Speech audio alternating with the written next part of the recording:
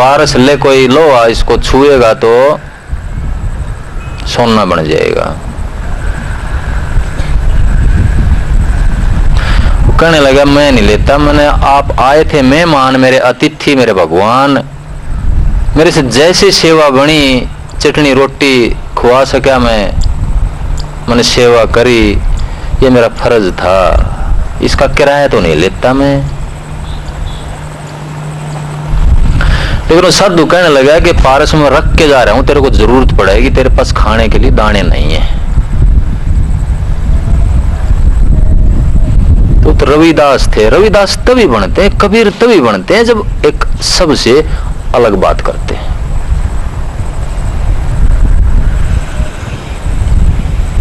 कोई भी आदमी सबसे अलग बनना चाहता है तो सबसे अलग काम करना पड़ेगा। आम धारा में चल करके, एक भीड़ में चल करके आप अलग नहीं छट सकते हो। कुछ अलग करना होगा आपको, कुछ अच्छा करना होगा। तो अकबर कहने लगे कि मेरे पास ये तोता है और पिंजरे में बंद है ये, और ये अल्लाह अल्लाह करता है, परमात्मा का नाम लेता है, और बड़ी बनेगी आपके साथ इसकी। देखो, परमात्मा के नाम पे फंसाने की कोशिश, ये होती है रिद्धि सीधियां।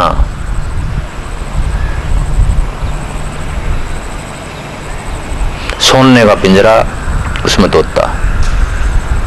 मदद करना चाहता था, क्या चाहता था कि वो कैद करता था, जो भी गुणी आदमी दिख जाता था अकबर कैद करता था, उसको सजा के अपने दरबार में लगा लेता था, शो पीस की तरह।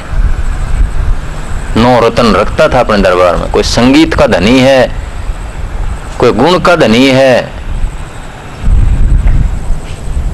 कोई उसका मनोरंजन करवाता है बीरबल की तरह से, कोई मानसिंह की तरह से उसकी मदद करता है।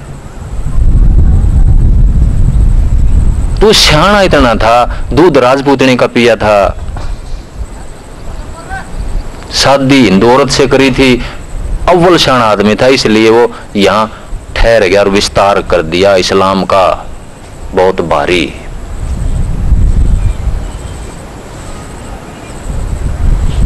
जबकि आज का जो इस्लाम है, आज की जो क्रिश्चियनिटी है, ईसाई धर्म है, वो नहीं मानती इन बातों को। जिस आधार पर ईसाई धर्म स्थापित हुआ था, शब्द के आधार पर, उस राजा ने उसको रिकॉग्निशन दी थी, पहचान दी थी,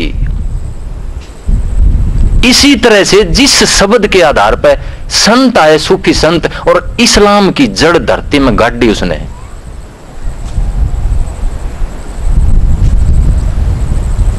अंतर का जो सूफी संत हैं वो कहते हैं कि अंतर का कलमा पढ़िए, ये बाहर का जिब्या का कलमा नहीं जरूरत है। जिब्या का कलमा हर कोई आखे, दिलदा आखे कोई हूं, हजरत बाऊ बोलते हैं ये कि जिब्या दा कलमा हर कोई आखे, दिलदा आखे कोई हूं, जे ही कलमा दिलदा आखे, जिब्या मिले न ढोई हूं।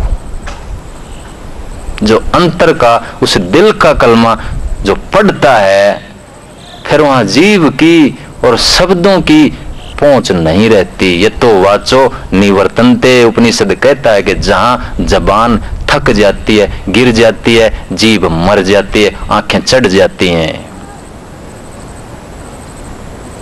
ये तो वाचो निवर्तनते। ये तो आज का इस्लाम और आज की क्रिश्चियनिटी उस चीज को भूल गई जिस चीज के आधार पर, जिसके आधार पर इसकी जड़ जमी थी।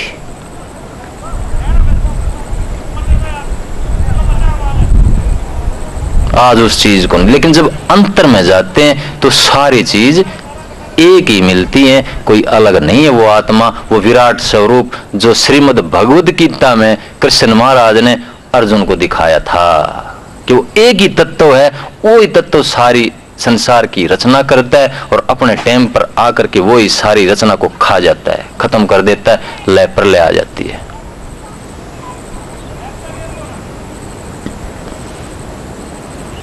तो दादू साहब कहने लगे कि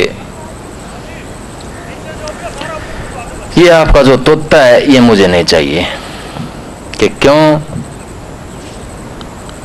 क्या कहते हैं दादू साहब कि दादू ये तन पिंजरा माही मन छुआ, एक आखर अल्लाह का पढ़े हाफिज हुआ। दादू कहते हैं कि तन पिंजरा है, माही मन छुआ, इसके अंदर जो मन है वो तोता है, वो रटता है अल्लाह अल्लाह, राम राम, भगवान भगवान। एक अक्षर अल्लाह का पढ़े हाफिज हुआ। और जब ये मन एक अक्षर अल्लाह का पढ़ लेता है, या कहा था कि उस प्रेम का, इश्क का पढ़ लेता है, वो खुदा को जान जाता है, पढ़े हाफिज हुआ।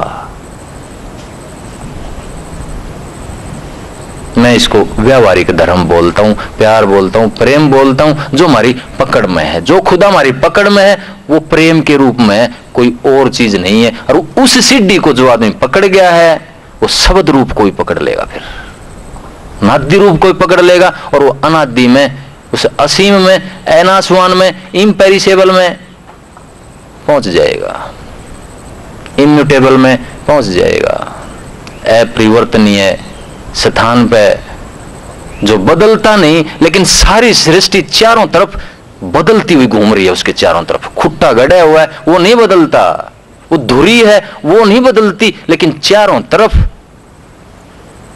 सारी सृष्टि जैसे पृथ्वी अपनी धुरी पे घूम रही है, ऐसे घूमता है। और जब उस खुट्टे पे आदमी की पकड़ हो जाती है, उस सेंटर में पकड़ हो जाती है, तो जीवन मरण में नहीं आता। जीवन मरण में कब तक आएगा? जब तक एक पेड़ का पत्ता है, वो गिरता है तो पत्ते की मौत है, वो मरता है तो पत्ते की मौत है। लेकिन जब एक पेड़ के रूप में आपकी स्थापना होगी, धुरी के अंदर आप पहुंच गए हैं, आपकी आत्मा बाहर भी है, उस परिवर्तन के अंदर भी आप बदल भी रहे हैं, साथ के साथ आपका शरीर बदल रहा है, और इस बदलन वाले संसार को बरत रहे हैं आप। लेकिन अंतर में धुरी के ऊपर स्थिर भी हैं उस आत्मा को लेकर के। तो फिर पत्ता गिरता है, गिरता रहे, क्योंकि आप पेड़ हैं। तो पत्ते के मौत से पेड़ की मौत नहीं होती, पत्ते के जन्म से पेड़ का जन्म नहीं होता, पेड़ का अपना अस्तित्व है। इसी तरह इस सृष्टि को वेदों में अश्वत्थ वृक्ष इसलिए कहा गया है कि ये उल्टा वृक्ष, पत्ते नीचे हैं, और हम पीपल को या बड़ को पूजते हैं अश्वत्थ वृक्ष मान करके, उसके पत्ते नीचे हैं। कोई एक पत्ते ने पकड़ रहा है किसी देवता ने, कोई दूसरे पत्ते ने पकड़ रहा है, कोई तीसरे पत्ते ने पकड़ रहा है, लेकिन ऊपर जाकर के कह दिया नेति नेति नेति, यानी कि ये भी नहीं, ये भी नहीं, ये भी नहीं, पत्ते पकड़े ये भी नहीं, ये भी फना हो जाते हैं, डाली पकड़ी ये भी नहीं, स्टेम पकड़ी ये भी नहीं, जड़ पकड़ी ये भी नहीं, क्योंकि जड़ ऊपर है उसकी, फिर जड़ सारे आसमान में फैल जाती है, वहां भी कह दिया ये भी नहीं, ये भी नहीं। जब उस जड़ और जड़ों से ऊपर जाकर के निकल जाता है तो आप पत्ते नहीं रहते। एक पत्ते की मौत पेड़ की मौत नहीं हो सकती, आत्मा की मौत नहीं हो सकती। तो आत्मा किसका जन्म लेगी, किसका मरण करेगी वो? क्योंकि आपकी आत्मा इस ब्रह्मांड की आत्मा बन जाती है। फिर एक आदमी मरता है, एक आदमी जो बोल रहा है वो मरता है या जीतता है या जन्म लेता है, तो उस जो विराट बृहद आत्मा की है उसकी मौत नहीं होती, उसका जन्म नहीं होता। यह है मुक्ति। और ये जब होगी जब राधा को पकड़ के, किरणों को पकड़ के, उसे ताकत को पकड़ के स्वामी तक पहुंचा जाएगा, धुरी तक पहुंचा जाएगा, सेंटर तक पहुंचा जाएगा। परिवर्तन में से होकर, बदलाव में से होकर अपरिवर्तन तक पहुंचा जाएगा, स्थिरता तक पहुंचा जाएगा, स्टेबिलिटी तक पहुंचा जाएगा। फिर अनस्टेबल होते हुए भी आदमी स्टेबल रहता है। समुद्र की गहराई, समुद्र की आत्मा होते हुए भी समुद्र की लहरों में से उठता है, वो तूफान बन करके या शांति बन करके या वर्षा बन करके वो जीवन देता है वनस्पति को। लेकिन टाइम द डिस्ट्रॉयर बन करके कभी कभी खा भी जाता है, काल बन करके तबाही मचा देता है।